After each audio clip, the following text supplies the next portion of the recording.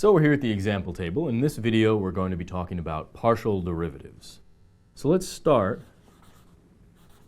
with an example actually from the single variable world. So let's just let y equal ax. Suppose we want to find the derivative of y. Well, if we just say y prime, strictly speaking, that's ambiguous because we don't know with respect to which variable we want to differentiate. Now, by convention, a represents a constant quantity, x represents the independent variable. But to be completely unambiguous, we need a notation like dy dx. So dy dx tells us explicitly to differentiate y with respect to x. And this is a. We could just as easily, however, differentiate y with respect to a, considering a as the independent variable, and the derivative of this is x. This is what we do when we find partial derivatives.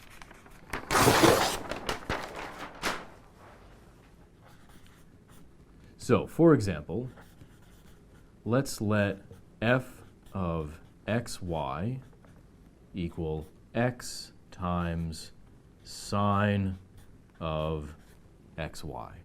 Let's find the partial derivatives of this. So the partial derivative of f with respect to x, we consider y a constant. So x is going to be the independent variable, the variable with respect to which we differentiate, and y is just along for the ride. So y could be 3 for all we care. So the partial derivative here, we need to use the chain rule. So the derivative of the first part times the unmodified second. So that's 1 times sine of xy plus x times the derivative of sine of xy when we're differentiating with respect to x. So that's cosine of xy. Then we apply the chain rule to what's inside. Remember, we're differentiating xy with respect to x. So what remains after we differentiate is y. Let's now find the partial derivative with respect to y. Well, in this case, we don't need the product rule because x, as far as y is concerned, is fixed.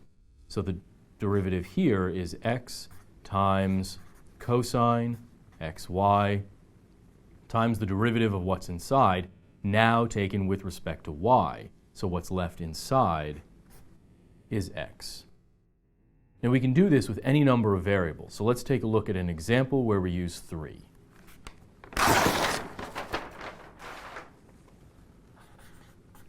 So here, let's let f of x, y, z be x squared times y to the 5th times z to the 11th. So then, the partial derivative of f with respect to x, to find this we consider y and z constant. So x is the only variable, so we get 2x times y to the 5th, z to the 11th. The partial of f with respect to y, the x and the z are along for the ride, so we take the derivative of y, so we get 5y to the 4th. Let's put the 5 out front. We get x squared, y to the 4th, z to the 11th. And finally, the partial derivative of f with respect to z, we take the derivative of z to the 11th, so we get an 11, and then let's put in the x and the y, x squared, y to the 5th, z to the 10th.